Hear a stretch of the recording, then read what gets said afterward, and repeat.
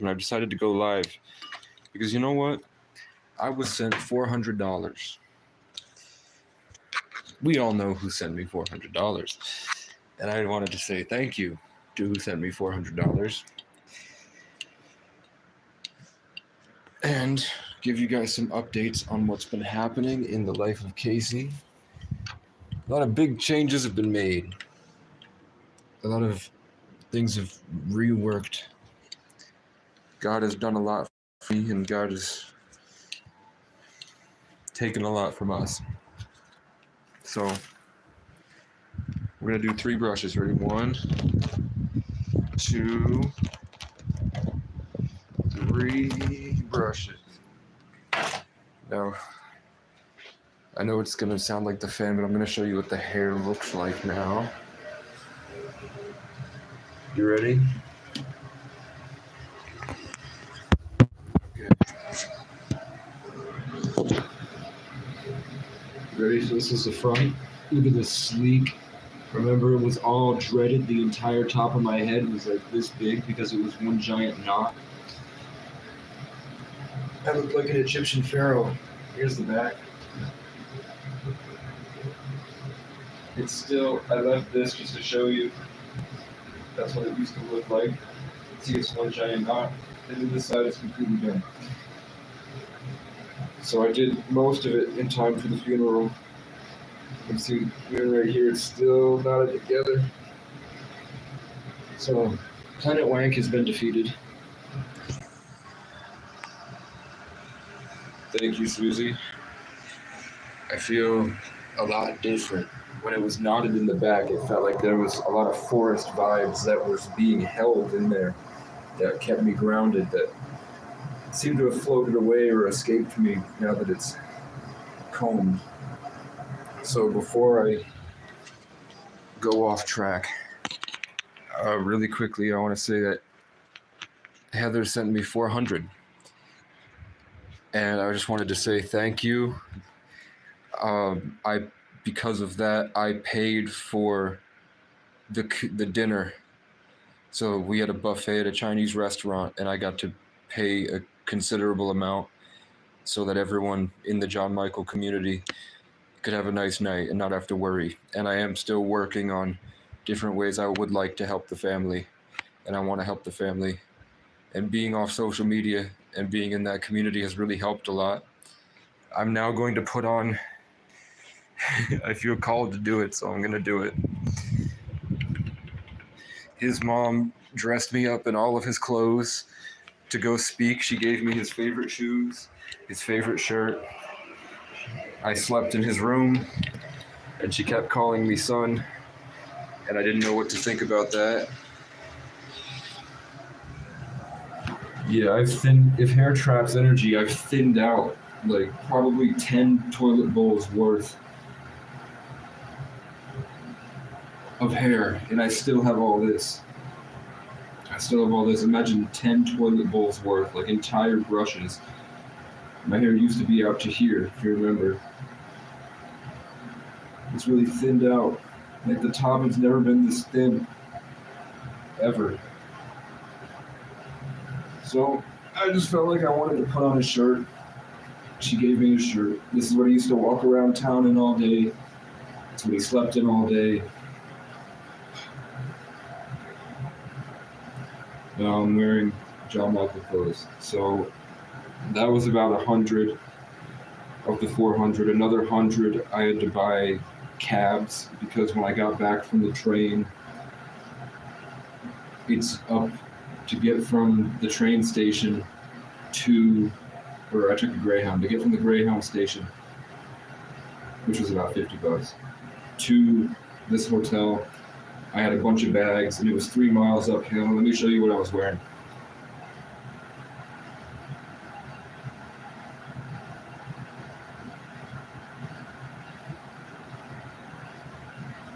I was in slippers, so I couldn't do it. It was freezing, I didn't do it. So I bought a cab, and that was expensive. And then Domino's suddenly gave me a deal. It's like somehow they knew I had money. So they gave me a nice deal on pizzas, so I bought some pizzas. And then something that I haven't had that I've been wanting money for, that I kept spending on McDonald's, but now that I'm smart,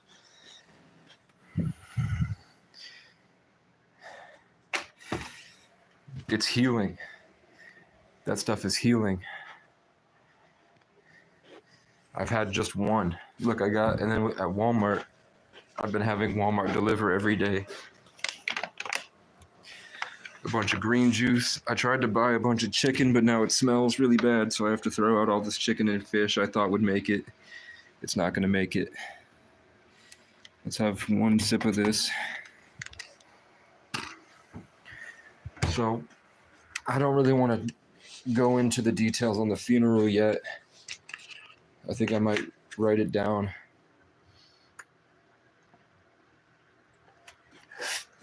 But I will tell you that in terms of, the war we were on, we were in a war against Planet Skank, Planet Wank, Planet Fat Loser, Planet Chode, who was striking up a war against the homeless, which was basically the KKK, lynch mobs, throwing burning trash outside people's houses, threatening people's children with assault rifles because their uncle was an addict and just passed out in traffic, which is dangerous. Nobody says it's not dangerous, but the way they were doing it was a little too pre-civil rights movement for my liking. And he was just being a piece of shit. He spray painted over my green heart with black spray paint. You see the symbolism in that? The guy that wants to destroy the heart of our community, the people that have suffered the most, spray painted over the green hearts, which is the heart chakra, with the black. And he just says disgusting things to people on the internet. It's just terrible, man. I don't want to sound like a libtard. I don't want to be one of their libtards, but it was that. So the other thing I bought is the most expensive thing I bought, which took up a big chunk of the money, was a pull-up and dip bar. But I got one that can fold up very easily and is carryable, so that wherever I do end up, it'll be very easy to put in the back of a car, so I can take it out with me in a taxi. That way I never have to worry about being trespassed from public parks ever again. So no matter what happens or where I go or what building I end up in, or if I'm in an apartment or not, or if I get a car and travel, I have access to dips and pull-ups, which means that I will be able to be fit and feel good about myself. So I bought that. I figured if I got a $400 dono, $100 went to the family. And so far, I think I spent $200 on my own fitness,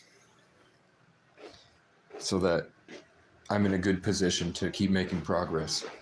And then the last $100, I think I will save either for maybe a gym membership or just phone service.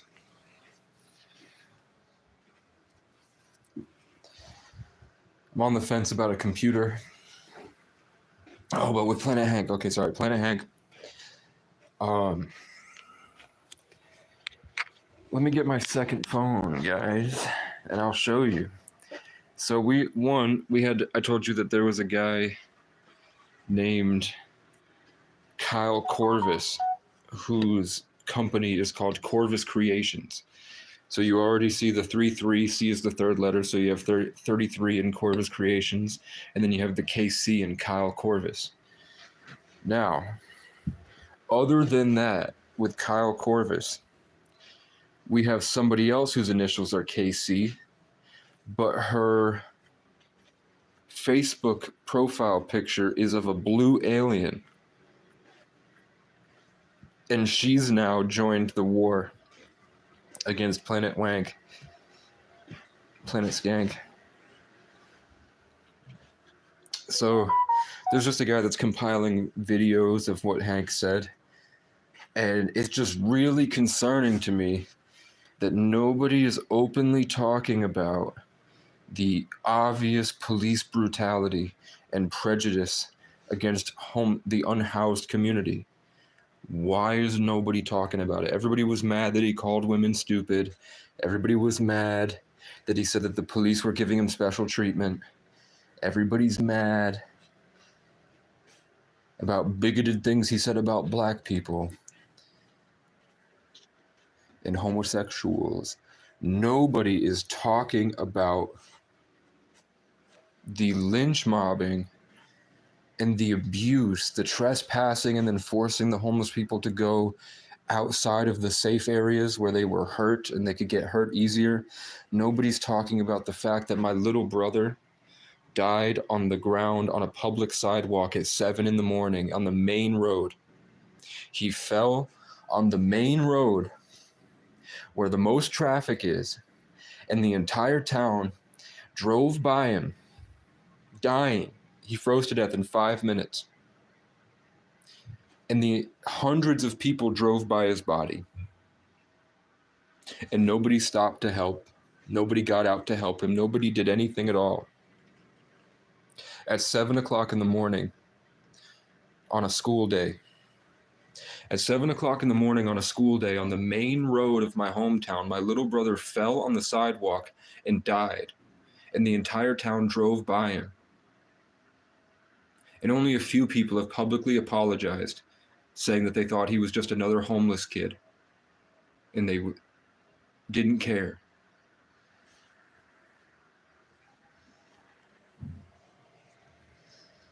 Two people joined. I had to shame them, and then they left. Because nobody cares.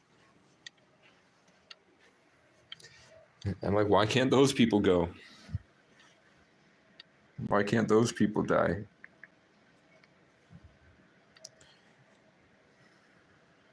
Tweak News. I was just watching South Park. Yeah, did you see were you here? It said I had 0 people in the chat. I didn't know if you got to hear it. But yeah, so there's a guy that is the forefront of the hate homeless movement, Planet Hank. And people are coincidentally people with the same initials as my name. My name's Casey, and people with the initials KC are going up against Hank and winning. And Hank is having public meltdowns every few days. And his followers are weeding out and looking more and more crazy every day. But it's election day today. So we don't know. And I don't have a hair tie. I can't remember where I put my hair tie. So I'm downloading Facebook right now to show people some things and just to go through the Brattleboro news, to give the War Room updates, and then we'll hang out.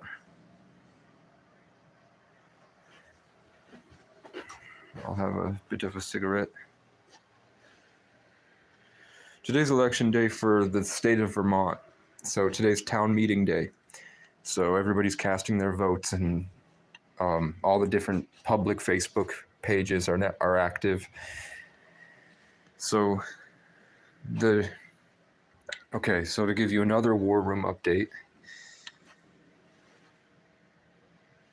Remember how Michael Casey O'Brien was just a man addicted to heroin that was running drugs through the state of Vermont, got in a lot of trouble in Randolph, and was trespassed from half the town for being just an addicted, angry man that was causing problems everywhere.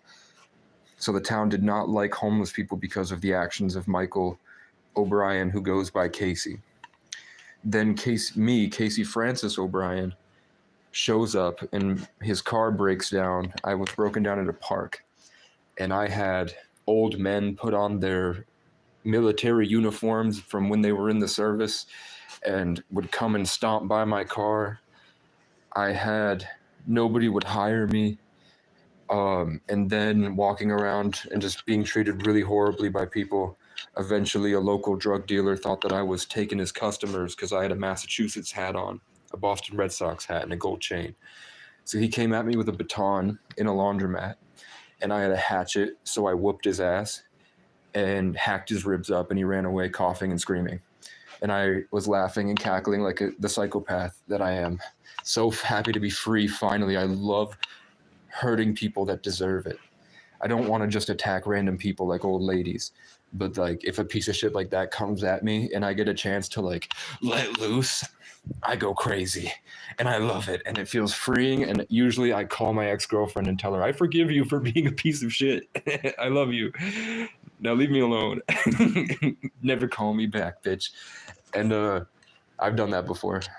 Like when I would day game and go out to Old Orchard Beach and would practice getting girls' numbers and making them laugh, I'd get so invigorated by being free that I would call my other exes and say, hey, I forgive you for this random thing that you did. And she'd be like, do you just call me to tell me you're doing great? To rub it in? And I was like, yeah, I don't know. But with that guy afterwards, random trespasses, my car got towed up to the park and ride. I had to walk to McDonald's every day. I started making these, going heavy on this YouTube stuff. So that's where my videos, I have 1,000, more than 1,000, I've got like 1,500 videos. Probably 1,400 of those videos it started right there at the Randolph Park and Ride. So people were mad about what Michael Casey did. So when I would show up places, my name is also technically Casey O'Brien, so I was getting in trouble. And then people had to figure out what to do with me, and then I would get trespassed for no reason. People still wouldn't hire me. A bunch of people talk shit. Addicts were overdosing. I caught men jerking off and staring at me through the window, probably thinking I'm a girl because my hair is long and I'm asleep. Or for whatever reason, I'd just wake up and there would be a dude staring at me in his car next to me jerking off, and I'd see his dick and everything. And my car can't move. And I was too scared to go in the forest because I figured he probably had a gun. Didn't know where to go or what to do. There's no cameras or cops. It's very far away from town, and the town didn't like me. So I was scared, so I didn't know what to do. So I'd have to sit there and wait till just like paranoid if I'm going to have to fight this guy off, hoping he doesn't stick around past dark.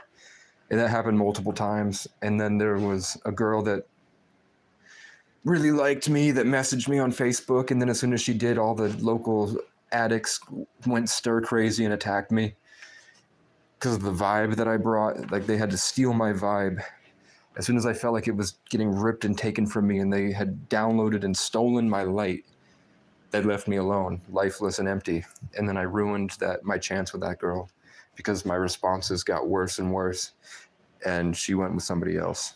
So that sucked because she was also best friends with all my old friends I wanted to make music with. So I embarrassed myself again.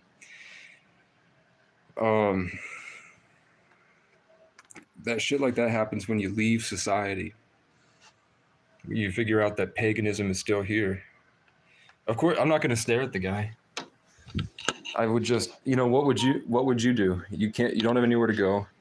People were throwing beer, like half empty beer cans at my head. People were throwing lit cigarettes at my head.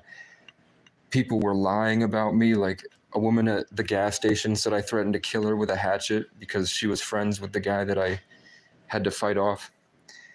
So she lied to the cops and said I had it on me and I threatened to kill her with it. So the cops showed up and tried to do a lot of illegal things to me. And then I had to call like 6 different police stations to tell them what they did, and nobody cared. And then that cop ended up getting arrested for beating his wife half to death. So, shit happened. But the only people that helped me in that town was somebody named Michael at the Clara Martin Center, somebody named Casey at Capstone, and then somebody named Ray at a place called Rumor Has It. The people that defended me against the rumors spread by Michael Casey's actions was Michael Casey and Ray. Now we know that Casey Rocket blew up next to Adam Ray as Dr. Phil. We know that Kai Cenat took a picture with Ray in China or Tokyo on a vacation. We know that my brother who just died, John Michael, his father's name was Ray.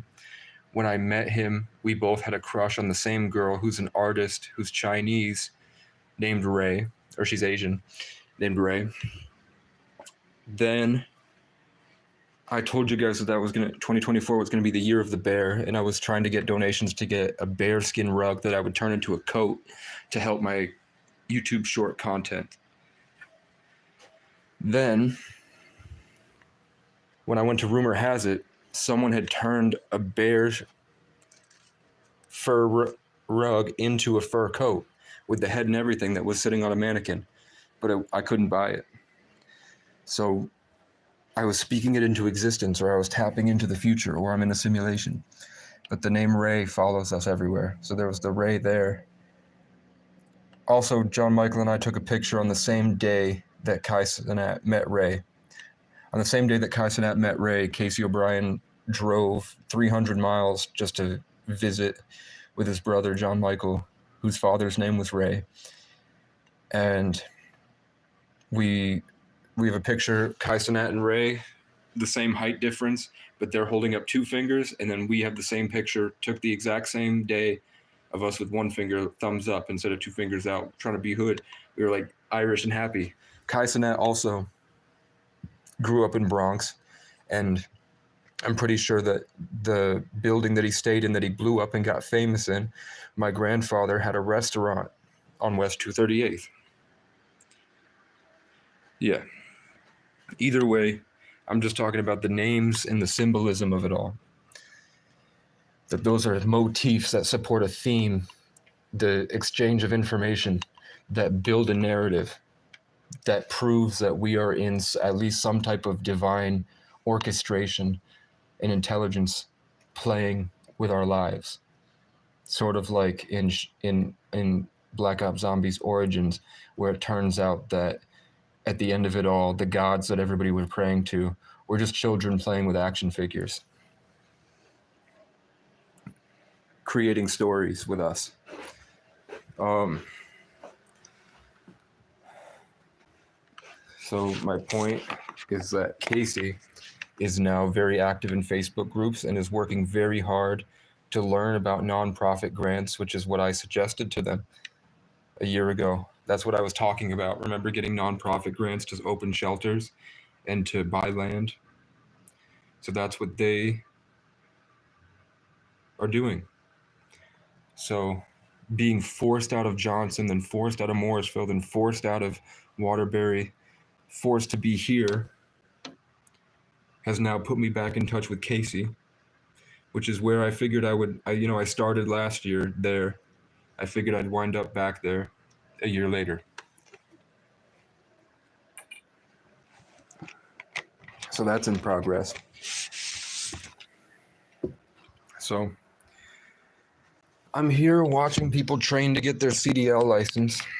I know that it's a 6-week course, which isn't that bad to get a CDL license. And then it's probably a lot of money though. I don't want to disturb her peace and have her fuck up.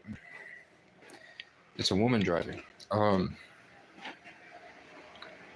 there is a CDL training school right there, and if I got a CDL A license, there are plenty of jobs around that would pay me $450 a day just to drive around, listen to my music, and not crash. So maybe that. Heather also said she's working on bringing a guitar. I was lent a piece of shit one that they want back by somebody here that he won't let me pay for, but he's letting me practice, so I do have one. And it's missing some strings, and it's like $20 to get new strings. So it's not really doing much for me, but I'm glad that I got it because that made me feel a lot better when I got the message that Heather is sending the guitar, because I got to see how nice it feels. In terms of energy vampires, it's getting bad. People seem to be just disgusting. It seems like we're all personally gateways, interdimensional portals, and our ancestors are speaking through us in spirits and other things. I'm watching people lose control of themselves all the time. Completely, like they do 180 flips, like they just desperately try to get close to me and then try to make me feel powerless so that they have the power. And then they rub it in my face that I wasn't living up to my potential and raising my awareness, like an obvious cyclical test. So that's happening. And just take my word for it. It's all over my videos. You can see the tone switch when something else something else grabs a hold and takes control, and now they own you. Well, when I was just a boy, they all told me I was blessed, and something about me means I'm meant for success. Now they all talk shit behind my back, put a target, told the town I'm hooked on crack, and that I'm messed up in the head, and I need meds because I don't want to work a stupid fucking job and pretend I have a boss. I won't go. Appreciate it, Tweak. Tweak News, are you a content creator? I'll check out your channel after this. Here, if I can click your thing. No, I can't. I can't click it yet, but I'll check you out, bro. We're still looking. I mean, I don't know where the garage is at. Where'd they go? I'm just a guy. He's just a guy.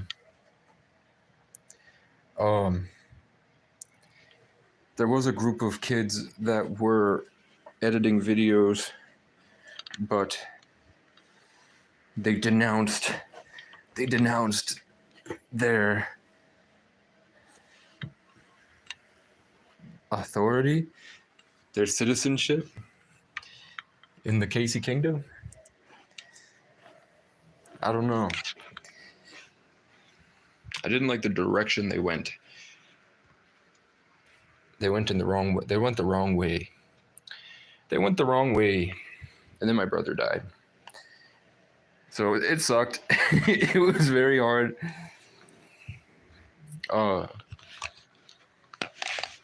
But they were working on videos. At least 10 people came up to me after the service. After I spoke at the service, I gave up and did a speech about John Michael. And I tried to leave out stories of his life because the whole point was that John Michael and I spent the entire time alone together. And I didn't know anyone, and I wasn't liked by anyone at the service.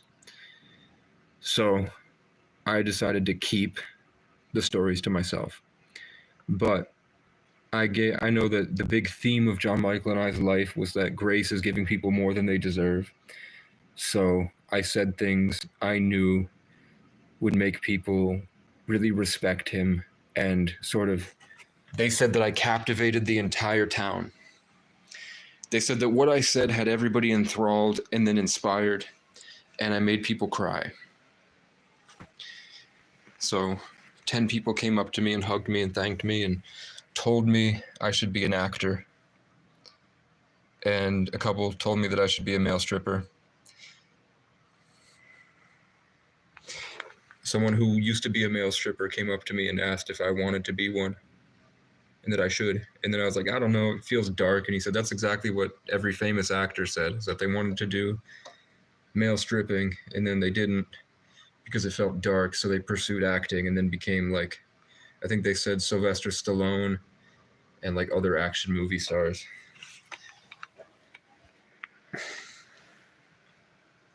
Which is cool because Sylvester Stallone played Rocky, and my first car was called Rocky after the squirrel.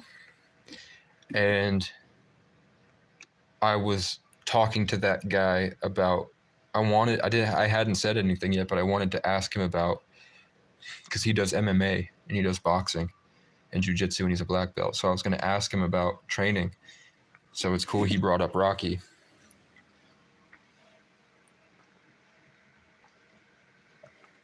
But so that people are now in position, Morrisville is under fire. People at the town meeting are going off on their public Facebook page about how bad their police station is.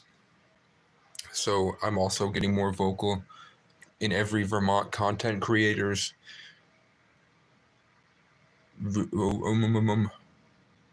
comment sections. And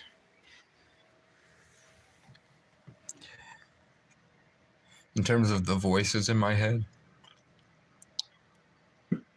loneliness is terrible. When I'm talking to people and I'm in the community, and when none of us are using our phones and we're all hanging out, I have no mental illness at all. I might have lacked situational awareness because of just not it being a new environment for me. But I wasn't hearing voices. I wasn't experiencing any symptoms of delusion or anything. Actually, everyone that I spoke to was talking about God and talking about AI and talking about neural networks and talking about vibes and ecosystems. So pretty much out of the hundreds of people that I spoke to, pretty much everyone is on the same type of wave that I am. The only people that aren't are my mom, who lives in Section 8. She has outdated beliefs.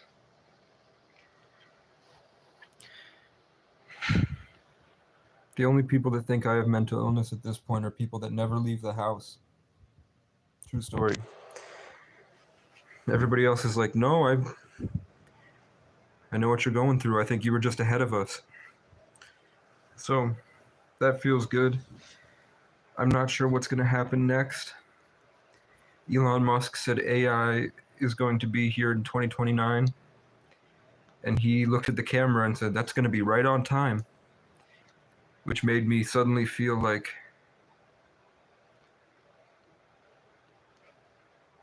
okay, Tweak said something and then left.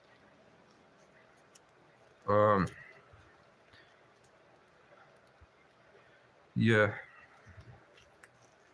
What would you guys do if you were at a restaurant and then a bunch of humanoid robots that were 7 feet tall showed up and they said that this is the new world and you're going to have to get implanted with a nanoparticle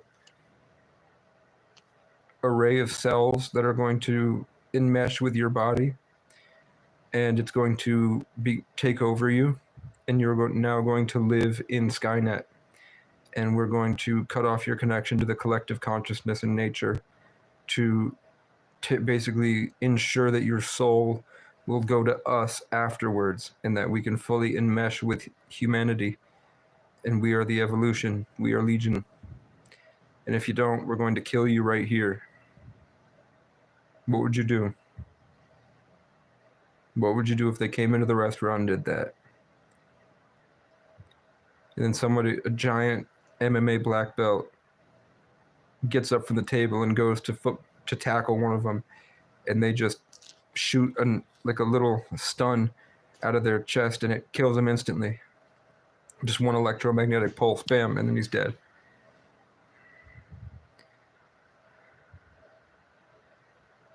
What would you do? So that's where we're at. It has the potential to go that way very quickly. So I don't know, I feel like everyone I've lost deserve to go in a good way. Like they don't have to sit through whatever's going to happen. And they don't have to live the agonizing suffering of getting old and having your childhood just fade away. They got to go at the peak of their childhood right before adulthood set in, so that they never had to lose their innocence to settle. So I'm happy for my little brother, and I know that he's somewhere else. All that was left behind was a shell. And then I had a dream. I mean, everyone I spoke to, I'll say one story. So one story I met is someone that I sat next to at the restaurant, and she has done a lot for the community. She's a strong advocate for people of color. She's the head of all the different movements and political parties for people of color. She is the head organizer of, and her daughter is my age, and she founded the program in Brattleboro for people that are in need to talk to somebody, to actually get a hold of somebody. Like, she created jobs and roles for people whose only job is to be there for people that need someone to talk to in the community. Like, instead of having to go sign up for an appointment to speak with a therapist, you can just go and meet someone right there and talk about your day and your issues. And she said that it was extremely difficult and she couldn't do it as a 22-year-old to be there for everyone. But now the option is available. which set the stage for things like the new community action outreach programs and stuff like that. So that's a badass family. And my dad is born on the 10th, and I'm born on the 11th. He's a 3 life path. I'm a 33. The mom is an 11, and she's like an 11 life path or something. And her daughter is a 10 and a 1. So my dad, we're comedians and compassionate and creative. They are argumentative. They are admirable. They're leaders. Like my dad and I, we just have different roles, I guess. But the same thing, the 11 is present doing a podcast, like Joe Rogan, Alex Jones, Aiden Ross, all born on the 11th. Sheila is now a podcaster, and she's also, the same way the 11s have these massive networks of people that they deal with. She has a massive network of people that she deals with, where my dad and I are both fire signs and air signs. They're earth signs and air signs. So we're fire, air, sun and moon. They're earth, air, sun and moon. Where my dad is a Leo, which is the simpler, stronger, more explosive sign, and the Sagittarius is the momentum-based, more philosophical, deeper, dealing with movement. The daughter is a Taurus, which is the slow-moving, stronger, and not stronger like more powerful. I mean stronger like more reserved, kind of like the stagnant force, like the Leo's I am the sun. Taurus is the I use, Earth, Venus. And then the mother is a Capricorn, which is the movement-based, the climbing the mountain, the sea goat. So it's just that I can see that there's something there in the fact that her daughter used to come to my house all the time during COVID, and she had a big crush on me, but she was a fatty.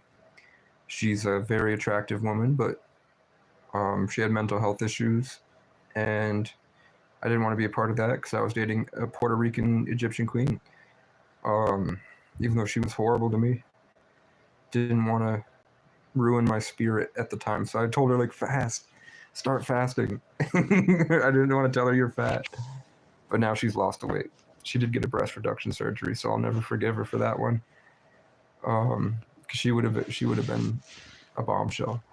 But guess what? She went to Mexico and got sex trafficked. She went to Mexico, got sex trafficked. Came back. She's living like 100 miles west of me. And she's working. She lives in a shelter and she's working. She's getting certificates and things. It's going to get her bigger jobs. That strong Taurus earth nature has kept her grounded and working slow growth over consistency like the Tauruses do. And I, as a Sagittarius, keep running around trying to freak out about things that are way out of my control, that are overwhelming. And then I create things that change the philosophy of entire towns of people. As a homeless person, that simple complexity, 1133 Sagittarius squares, whatever, like we're still, even whatever we're doing, it's like we're here for a role, and that role is not necessarily free will. It just keeps happening, almost like our system is designed for a purpose, and even if we try to operate outside of that, we always end up coming back to it. But I heard that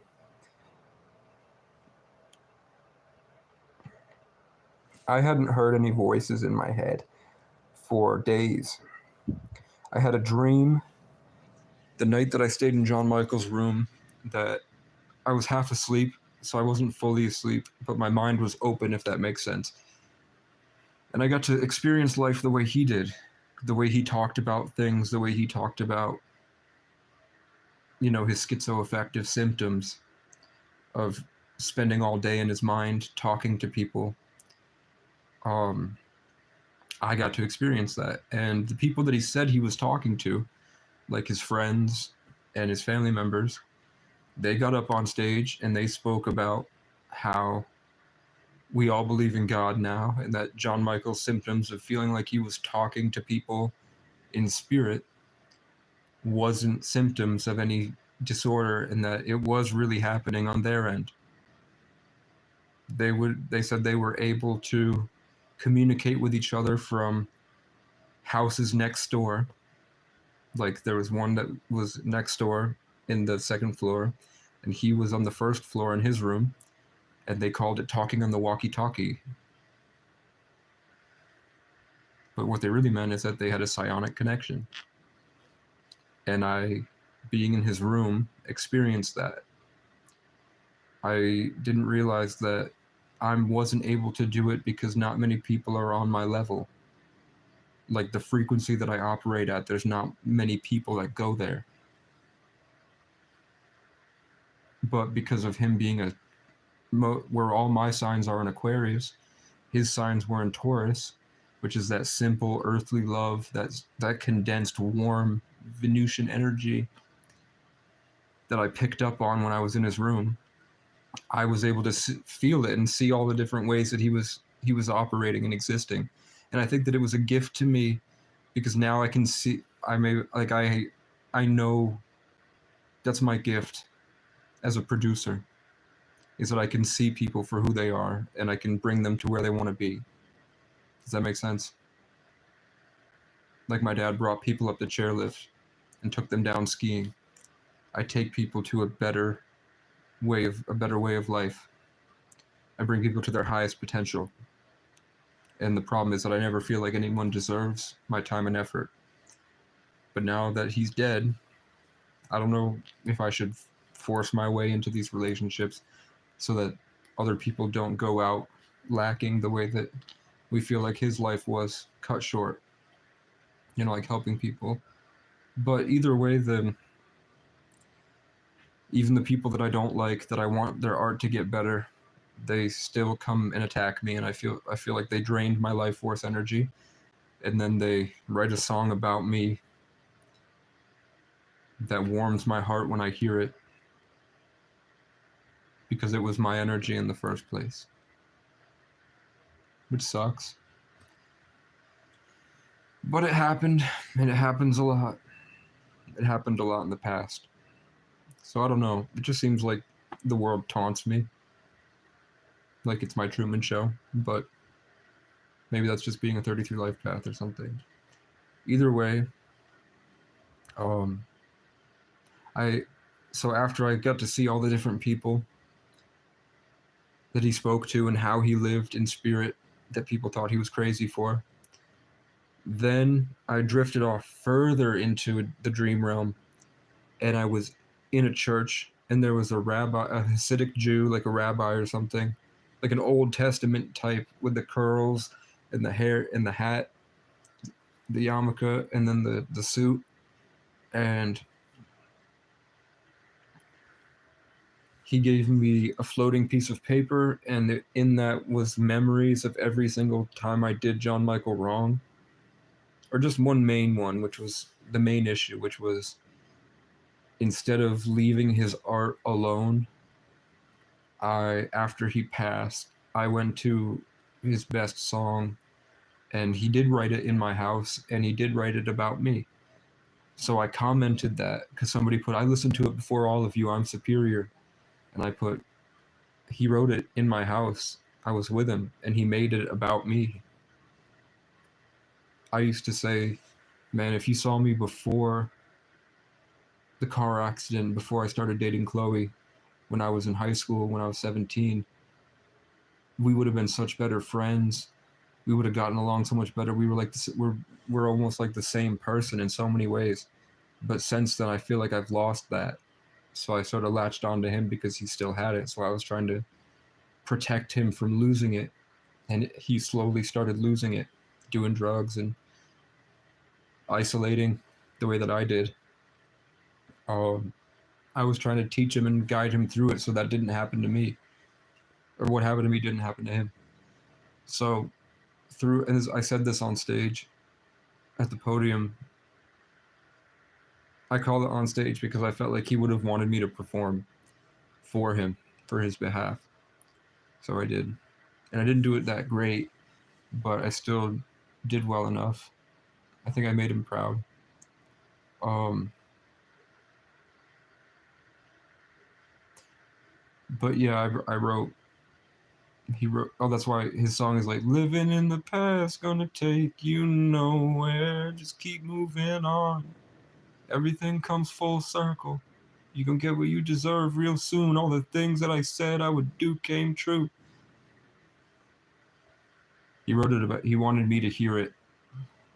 I remember he kept sending it to me as he was writing it in my house, and so I posted.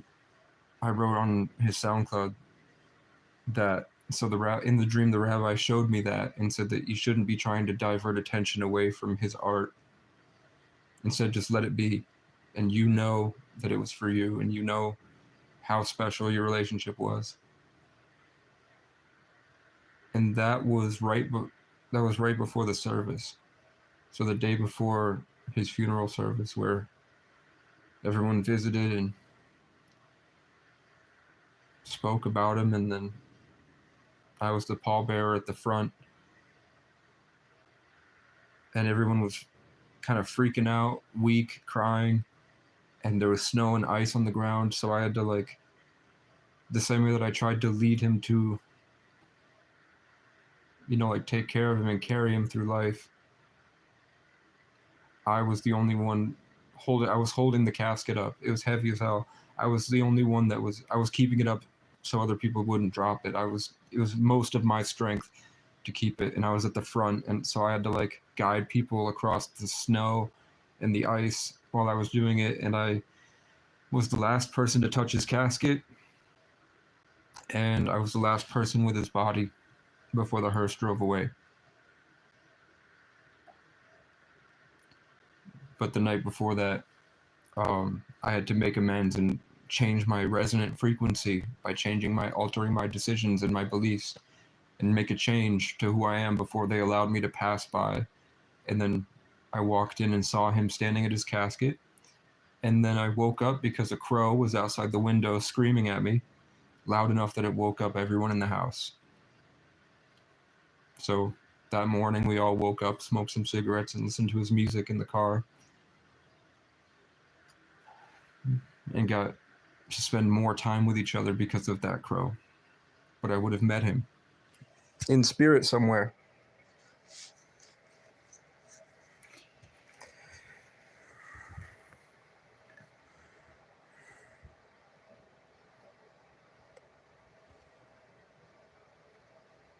So I'm just going to put this here. On the channel a couple months ago, I wrote that I had to kill somebody that was trying to steal my energy, and he was saying that he was going to be the things that I was going to be. And then it ended with him trying to covet and hoard all of my blessings. And I was just floating next to him, watching him do it, and just sickened by his behavior. And that was John Michael, the guy. He would always tell me he was an energy vampire. He would try to get me to trade souls with him. He would follow me around and would start freestyling lyrics that I came up with in my mind that I had never shared with anybody. He would pick them out of my brain, and then he would take it, and I would feel I'd have to wrestle him for my own spiritual blessings and my own electromagnetic whatever, like the electricity that made me, the vibes that I carried, the person I was, my uniqueness. It felt like he was always trying to take it from me. And I had a dream that he did it again in the dream realm, and he took it from me, and then I killed him, and then he died a week later.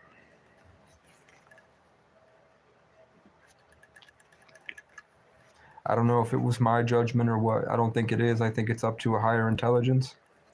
But that happened.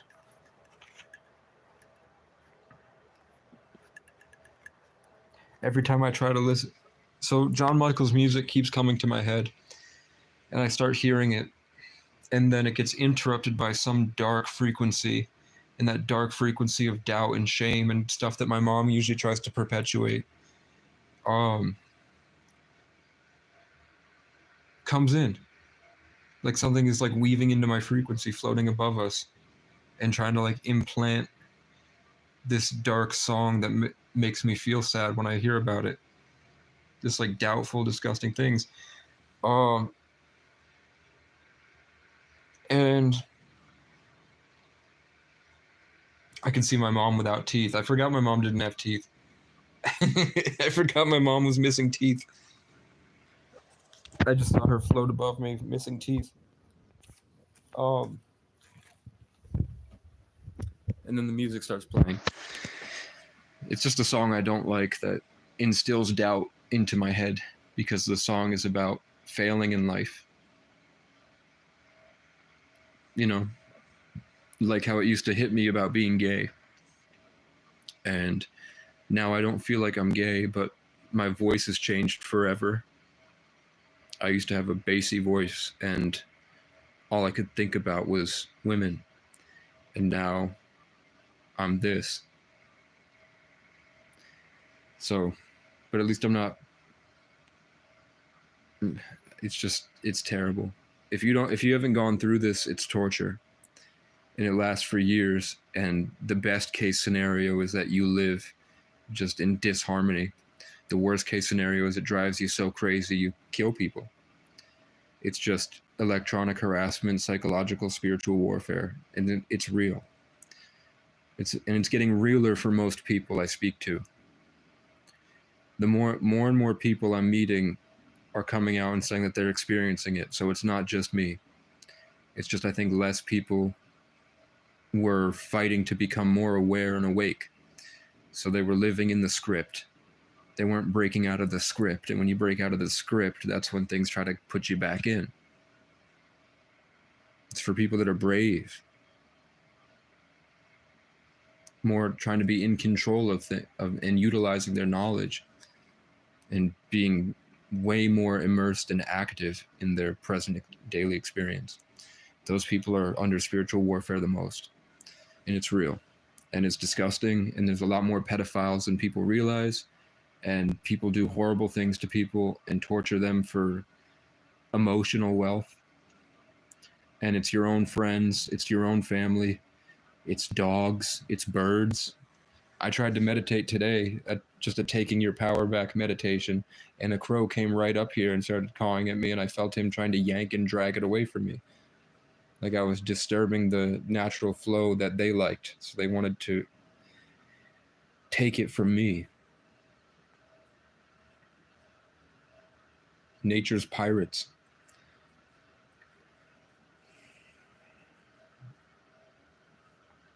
But I'm still making progress.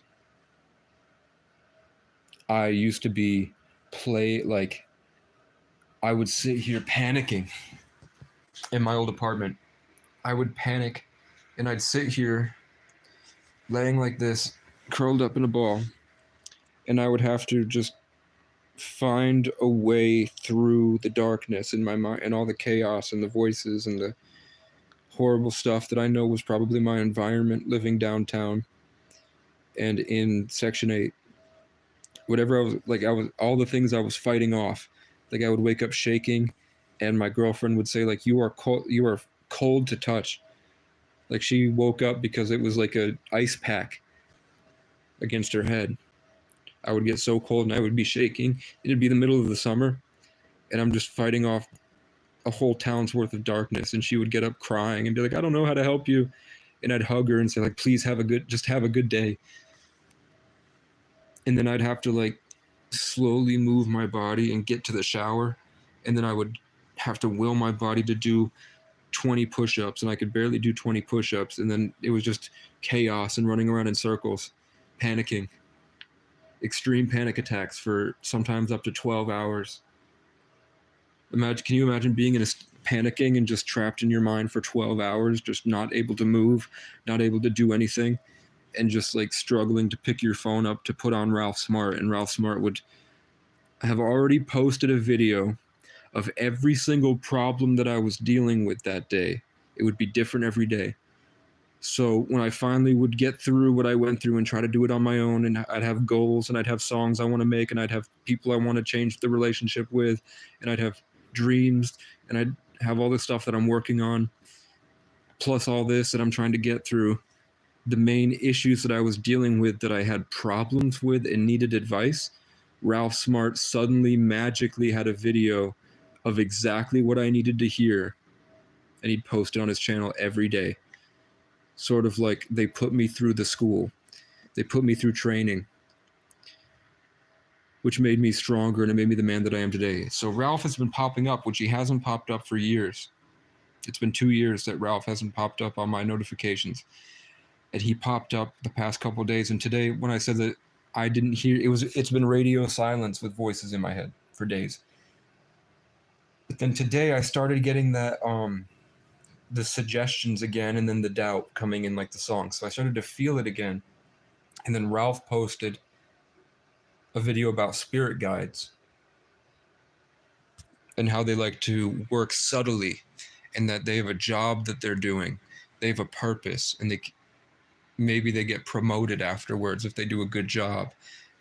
And they've been with you for lifetimes, and they're not humanoid spirits, and that they prefer to work as subtly as possible because that's the grace of their art form, is to do things without you knowing they're doing them, because they're not ego-driven, selfish entities. They actually don't like being credited for their actions. They don't want people to know they do it. Just like who invented the sidewalk? Can you imagine if every piece of sidewalk had somebody's name on it?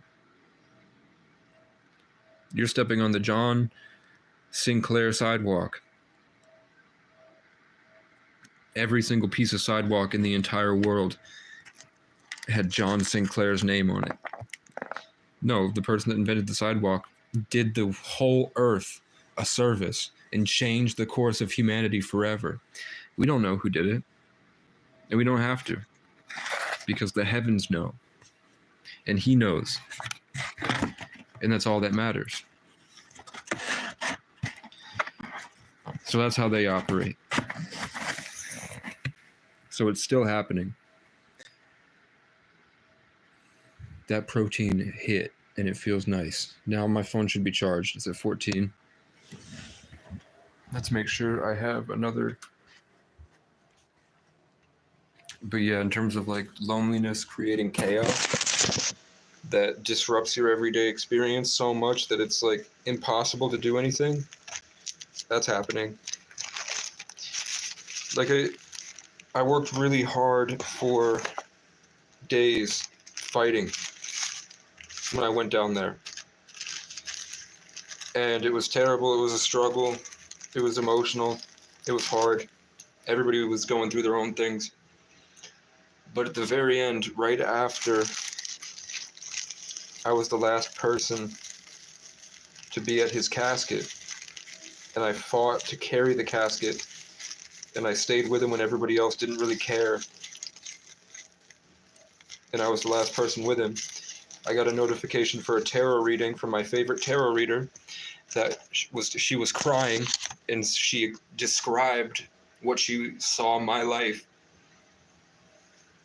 And she said that she got to see how hard I fought for everyone I loved until the very end. And she didn't say that I died, but she kept looking at the camera and saying, "You fought for them until the very end. You never gave up. You never quit. Even when you were laying down, you were still thinking about them. And you've been through more than any of them ever will. And they don't know how hard you fought for them. They don't deserve it." And she cried. She broke down crying on a video and she lives in like an off-grid cabin. She's got 150,000 subscribers. And while I was fighting for him, she was doing my tarot reading and got to see it. The same way that Nate is able to see the characters enter my story. And he's able to, me and Nate have had the same dream from two different perspectives. I had a dream that he broke into a Greyhound bus, and I was sleeping in a side compartment made of wood, like a wooden pallet shack, and he broke it, or a Home Depot shed, and he broke in to save me. And I was like, I didn't even know I needed saving. But from his perspective, he was outside the Greyhound bus, and a witch was holding me captive in the bus. So he had to kill the witch and get in and save me. I had the dream, literally from my perspective, of him killing the witch, coming into the room, and I saw him right there. And then he had the dream 6 months later. He dreamt that same dream from his perspective. And then I had a dream I saw John Michael, that a crow stopped me from seeing him, because I was probably achieving a higher state of awareness for the reality that we live inside. You know, that this may be a stage. It might not be real. It might be orchestrated. Guess how many people named Bears have messaged me today? 4 people in 4 different group chats. Someone with Bear or Bears as the last name, including this one is 4. 3 others on Facebook. I have to show you. Oh, I think she has it. John Michael's mom is doing my laundry, and she wants to come back up with it in a couple weeks. She's an energy vampire. She's very controlling. One time, when I woke up from the dream and went to tell her what I saw in the dream and like be present and explain to her that I have PTSD, and it's hard to be more present in my body. And I was trying to see if she would kind of talk about her spirituality and how she has a relationship with God. And she didn't, and she said, she grabbed my heart like this. So she went, I needed to use you to heal, is what she told me. They play power games. They don't understand how easy it is if you just let go. They like the, regardless of who they are and how nice I think they might be, there are people that still play the game. There's a guy next door that came up and asked me for something, and then as soon as I presented him with something, he grabbed it and was like, thank you. And then he walked away like this. He wanted just like a pencil, but he wanted to take something of mine so they can covet it next door. That's what they do. They take energy from you. Can you see are you guys picking up what I'm putting down? People that want somebody that's blessed with a lot of energy, that has attachments to all these things, like say, this is my favorite, and this is a 1 of 1, and you'll never get it again. They'll never make another one of these. So there are people that know that if they can get this from you, yoink, and now it's at their house, and they lock it in their house, they'll know that you'll always be they have now a relationship open with you, because you're always going to be thinking about, how do I get this back? Why did they take this from me? So they'll try to use that to play power games and try to defeat you, and then slowly try to gaslight you into believing that you're not who they know that you are, and you know that you are, for the off chance that they can convince you that they're embodying those qualities, so they feel that they can transmit and transmute your energy to them. That's what the cops do. That's what the cunts do, the creeps and the crows. That's what they're doing, is they try to take away your sense of identity and your blessings, and then they try to convince you that you're not worthy of it, so that they can successfully escape with it, and then they try their best to maintain it. They usually, like people that do it to me, get laid like that. Whatever I have, maybe it's my Gary and Casey's confidence, like my ancient bloodline, my mom's humor, my dad's humor, and our confidence, our peace of mind in the universe, our ability to comprehend and process overwhelming things with great complexity that allow us to have fun in an enjoyable way without having to play the game, just our natural abundance. Usually everyone that I feel has taken it from me gets laid that night, or they get a girlfriend that day, because it's a system. So they bring somebody else to try to transfer it, and then they never wind up happy.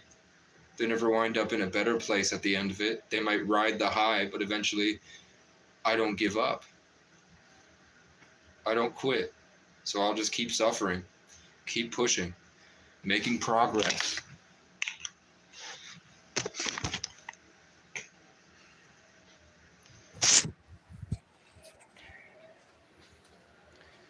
So there's a little bit of a warm room. Yeah.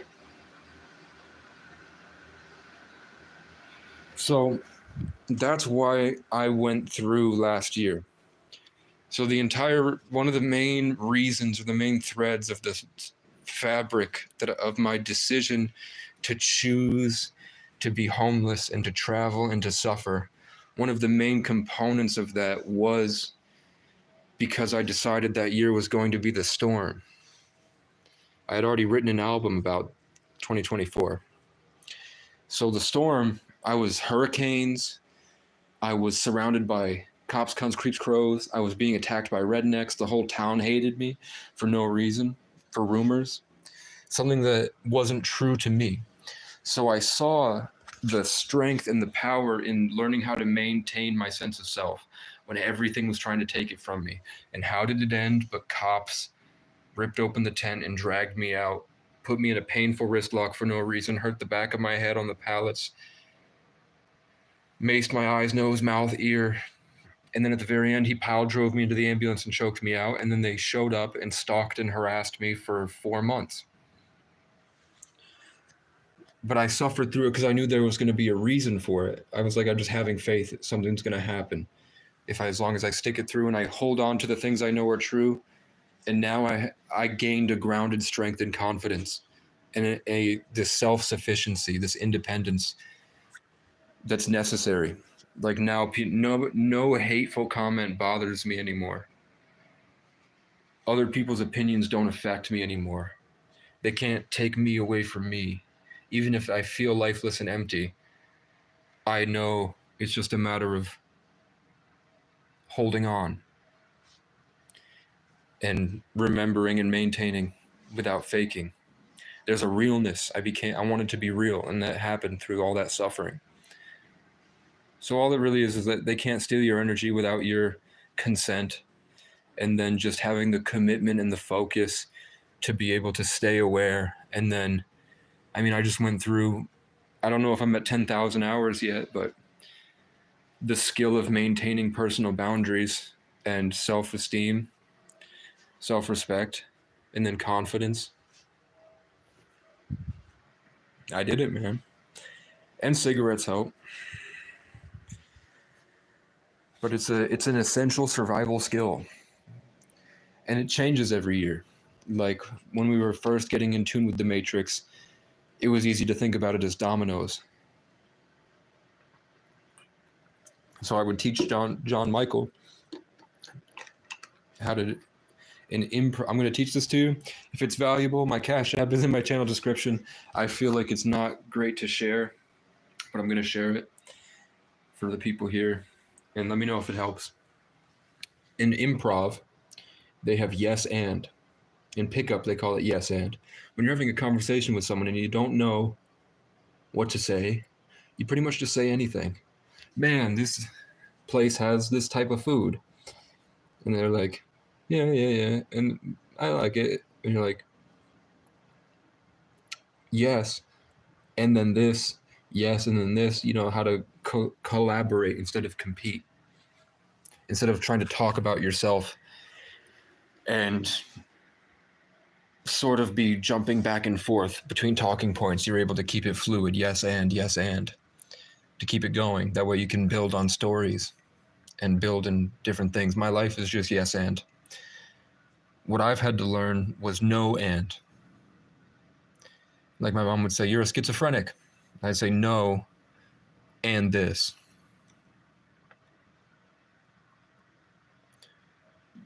People come to me with a certain type of way, and I would feel it almost like they're trying to impregnate me with their opinions.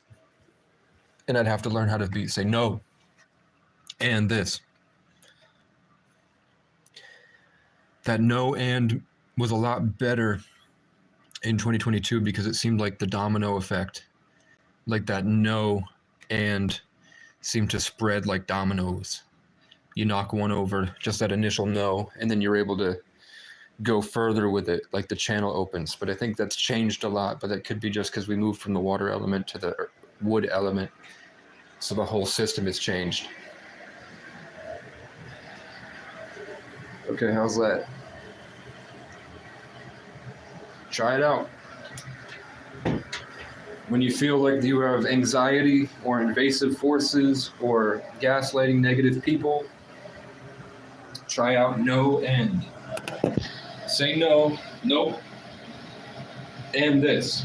And watch it, them go, what the fuck? What? It's almost like I'm a reincarnated warrior. And it's just the war has changed. Now that we've entered Aquarius, the fight is spiritual. Where probably in the past, the fight was like I had to maul polar bears that wanted to sleep with my polar bear girlfriend. Or I was in Native American running through a dense rainforest that's been cut down. And colonizers were in there, and we had to like maintain our energy so that we're in harmony with the entire rainforest so that we didn't get bit by a mosquito and die. We had to like keep a sense of bubble presence that repelled the mosquitoes, but also we were trapped in a much darker world where there's no technology. So like surveillance through consciousness was probably so much different. Astral projecting was huge. People were doing, I don't see any other reason. It wasn't brainwashing that they were sacrificing people by burning them and harvesting them in a certain way. They don't just do that for superstition. There was something that they felt happen. So I think I might have been an Aztec. I think I was probably Trojan, Spartan. I think I was probably some type of explorer. I think I was definitely in the Americas as an indigenous person. I see something about the cold of Siberia and being a giant. I see Ireland. I feel like something with England, and it has something to do with police. And I know my grandfather was an Irish cop, and I was gifted that hat that had the checkerboard pattern. It's an indigenous hat, but it had a checkerboard pattern, which is cool because the Irish and English cops have the checkerboard pattern of the hat like that, but it was an indigenous hat. So I see that. And I'm also like the 11 is the bridge between very vast different things. It's like a mediator. So I can see that there. But yeah, it just makes sense that my life is challenging narratively, philosophically, and I'm a Sagittarius Aquarius. My war is traveling and fighting back against something spiritual and esoteric, like the vibes of entire communities.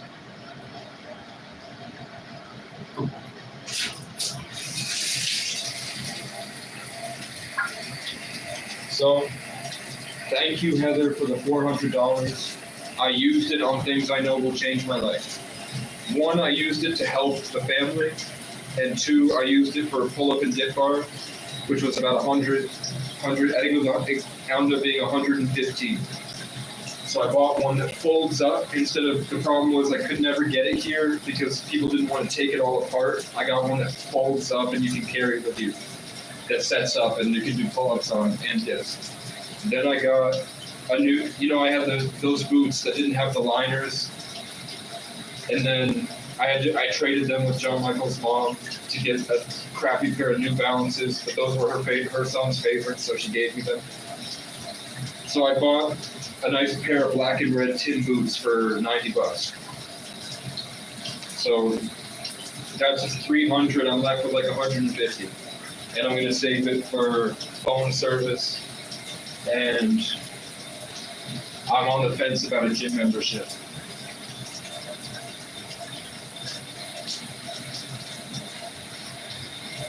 So that's what we did. Anything else that comes,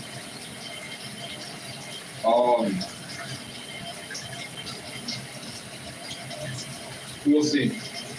I'm thinking about a computer. I'm not sure whether it's better to buy like an $80 computer that I can just do basic stuff like live stream on, And maybe another thing would be headphones, like a nice pair of Audio-Technica headphones. Or the new, it's like 770 Bayer Dynamic or something. There's a better pair of headphones for $10 more that I wanted to try, but the plastic to the ear is really small, so it might break. Like I wouldn't want to travel with them. But I guess the sound is so much better. So I want to see that. I'm also thinking about merch. So if anybody has clothing designs or ideas for where to go with the Casey story next, definitely keep it in the comment section on the post tab. Whether or not people want a Discord, I'd have to run it back again.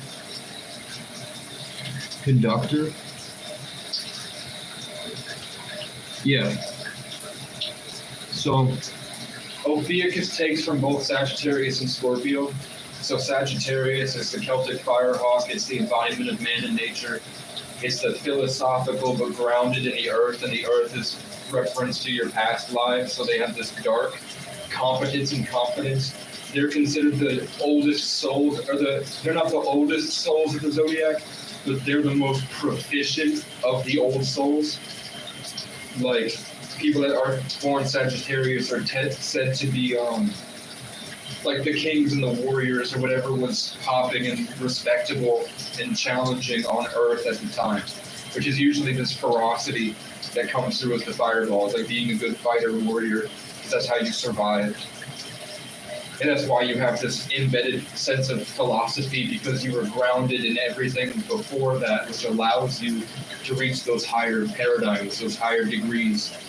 That's why Jupiter runs Sagittarius, and their sign is orange, because orange in gematria is 33, which is the most highest level of wisdom and knowledge you can have on Earth.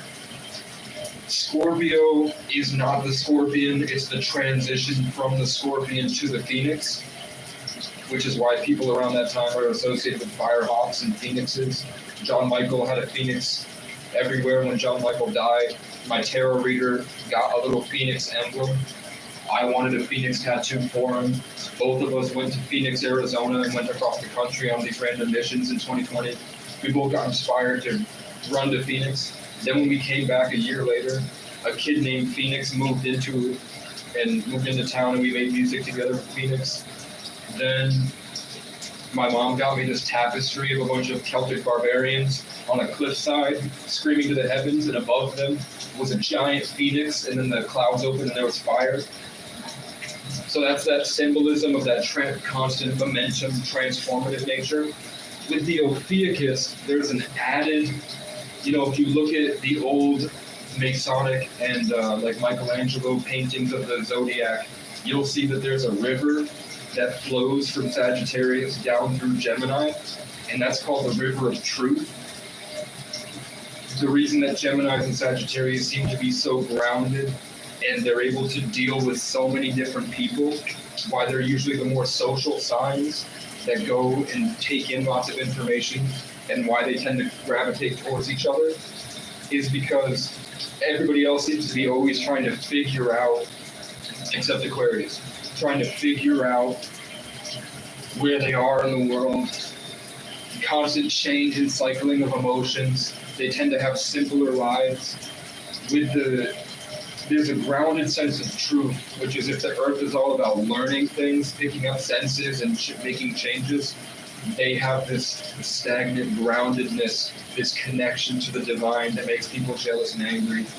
With the Gemini, that comes through as a balance where they don't really philosophize. It's more like they turn everything into a joke and a fun vibe. With Sagittarius, they try to figure out a way to share it with philosophy, like JC in the blueprint.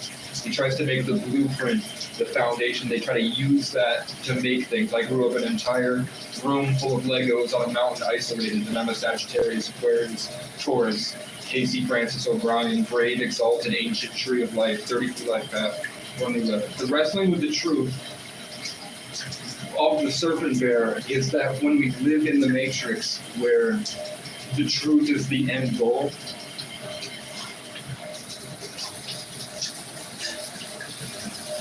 you're stuck in deceit. People are always gaslighting you. You have all these problems in the world, and like, why is that happening to me? Why are we feeling? Why are people acting the way that they are? Why do people treat you so wrong? And you have to figure out how to work in the system and like just literally exist. You have to figure out an identity to function because the whole life seems fake. Ophiuchus are the most schizophrenic kinds because they're always wrestling with that truth that they can't fully comprehend because the resonant frequency just isn't allowed right now. So that's why people born at that time tend to be more flaky, more flighty. They're always either they're super confident and those guys will roast you the fuck out of you, and they're usually the kingmakers that like teach people and travel, or they're completely isolated and they don't want to talk to anybody at all because they don't feel comfortable existing because of the amount of times they've been traumatized by a deceitful matrix because of their embodiment of the truth. There's a 14th zodiac called the Orion. The other symbolism for the Ophiuchus is a tree because they take everything and connect it to the heavens. Everything that's happening on the earth with the philosophy of the Sagittarius and the rebirth of the Scorpio are always bringing it up to the higher place. Orion is supposed to be coming down, so they live up there, and their whole job is to just share it with people to bring everything down. And they also, now that we know with life path numbers and a grander perspective on things, when you look at people's life as being the symbolism and not just their day-to-day functions, you talk about the overarching role of the entire thing. Now that you know that time and space are irrelevant and it's all happening right now, everywhere, all at once. When people say that the Ophiuchus transitions souls to the next life, that would be seen in the day-to-day. Like there are just people that come to me and I bring them to a higher perspective, a greater sense, a more complex, beautiful reality of the universe. But I think that the reason that my last name is O'Brien and that my name means an ancient tree is because I have the Ophiuchus. I'm doing this. Look, the O'Brien. Where have you seen this before? The O'Brien coming down and the Ophiuchus going up, and my name meaning the immortal, ancient, everlasting tree of love. Makes sense. And then the fact that I'm free, Francis, free, and then exalted, meaning placed away from everybody. You can see my whole life has been detached somewhere else, transitioning lots of souls. And my dad is Gary Francis O'Brien, which means a mighty spear. And he has a widow's peak so that his long hair, when he would ski down the mountain for his whole life, looked like wings. And he would teach people how to ski, going down the tree, and then taking rich people's children up the chairlift. And he also dealt with the poorest people in the world, the homeless, and the richest people in the world, the elites. And he was the bridge. And he was the 10, which is the stagnant force, and he was on the mountain. I'm the 11, and the Sagittarius, which is constantly transmuting, and I'm traveling. So I've sort of taken my dad's Leo, and I'm bringing it with me everywhere. People that are Scorpios that are further down that cycle, they don't necessarily, they're more in the dark place, and it's more of a personal change. People that are too far on the Sagittarius don't deal with people at all, and they're usually just traveling. That Ophiuchus is the blending of the two natures that allows for more people to be involved because of the selflessness that comes with the truth.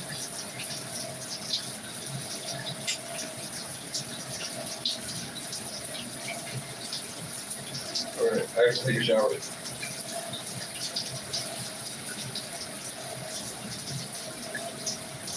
How do we feel?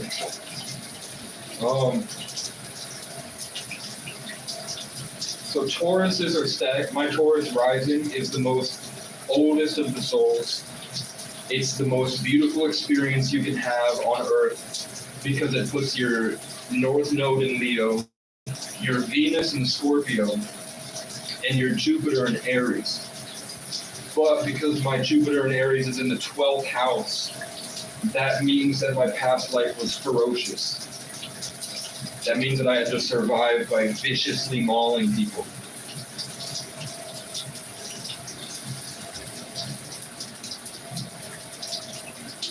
And having my Saturn in Taurus in the first house, and having my rising in Taurus in the first house, means that I don't feel comfortable being who I am ever. And having all the rest of them around the 8th house makes it so most of my experience feels like it's turned against me, which has allowed me, that's why I grew up isolated, that's what's helping me with introspection. It's what helps me maneuver all these dangerous things, because I don't feel connected to the world, and all the signs in Aquarius, my moon, and all the different things that are generational of Aquarius keep me in this high 5th dimension of detachment where I don't even exist on this planet. So it makes sense that my life is me wandering around being like, why am I trapped? Why is everyone? And it draws people in that I need to change. And then I build relationships and grow as the everlasting tree of love.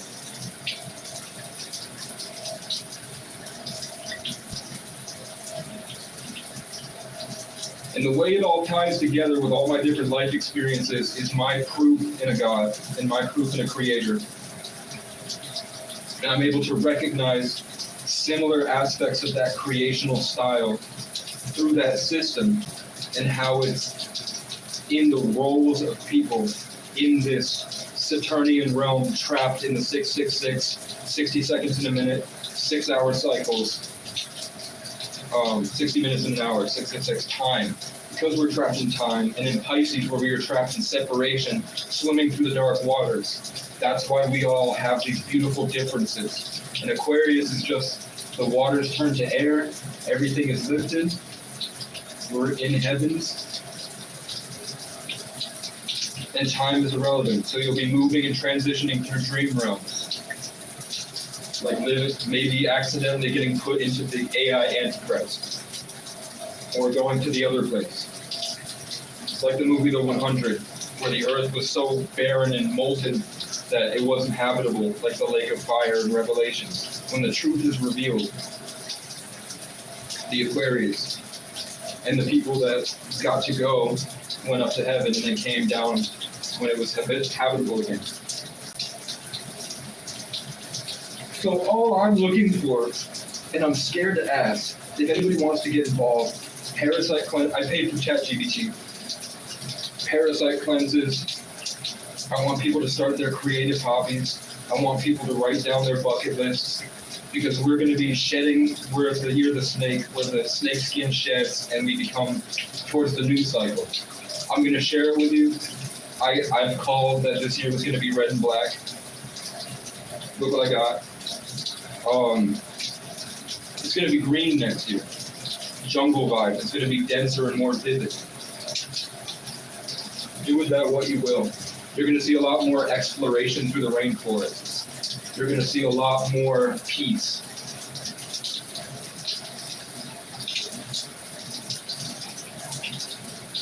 But there's also going to be a more vivid, creative ferociousness. I don't think drill music will come back. You're going to see the drums change. The frequency of the drums are going to change. And that's all I'm going to give you, because grace is giving you more than what you deserve. And what have y'all done for me? I'm glad people like. It used to be 20, 30 people in the chat, and nobody would like. They were just waiting to see me fail. And it was tons of hate comments.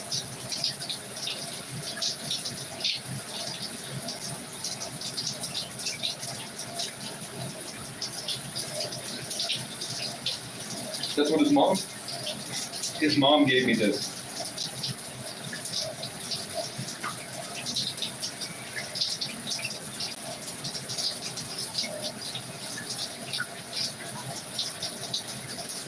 Any questions? No.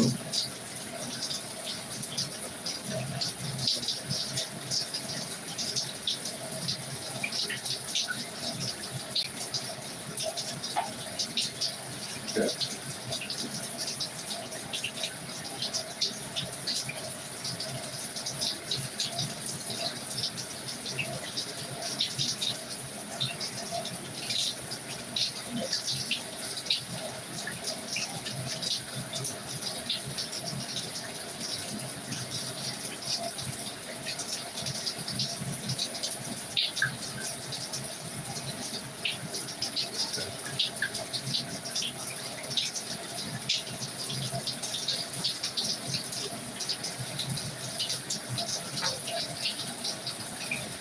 As a measure of good faith, I'm not going to do the whole thing. All right.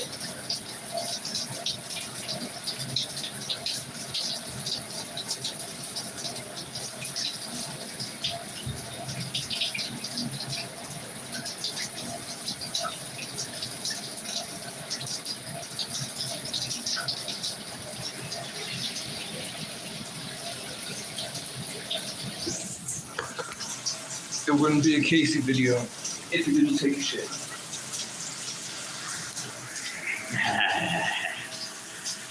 Maybe I didn't have all messages on. I did. Okay, so I missed all your comments. Okay. Not that surprising. What happened to the chat? I didn't have all messages on. We're just chilling. What's up, Christina? Tweak news. I got most of my subscribers by shitting in the forest.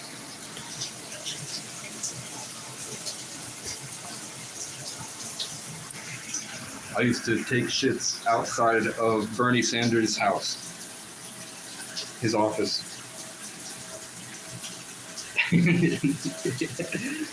I would go live and then just poop right outside the Capitol building.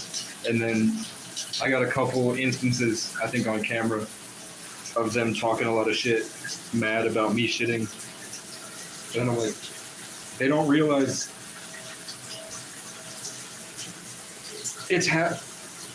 their unhappiness is the cause of the shitting, not the effect. Most of it, I've got one part right here left. Look, I can't even put my finger in.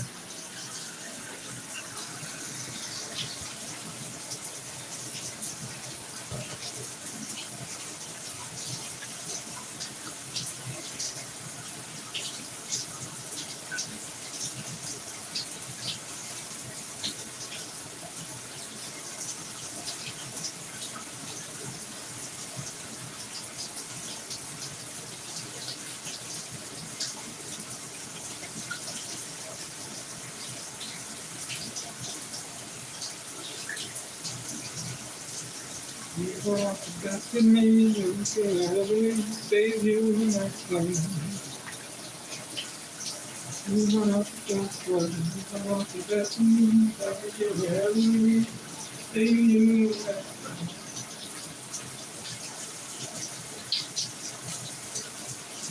Don't let me give you joy. No answer. Oh, didn't stay here so long. Please needless to those who did me wrong.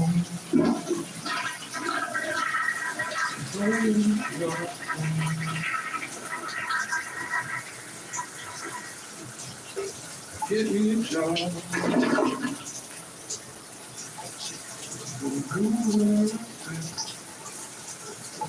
I'm sorry I can't stay. I'm sorry you're far. I'm rolling the jar to you, so you can fuck off.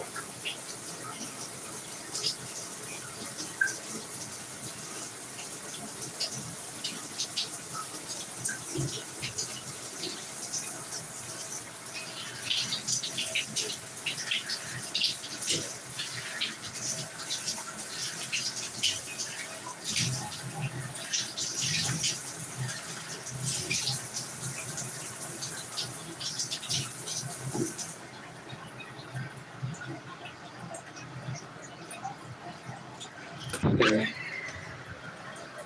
Yeah. I have to go too. I've got a whole lot of sitting around to do.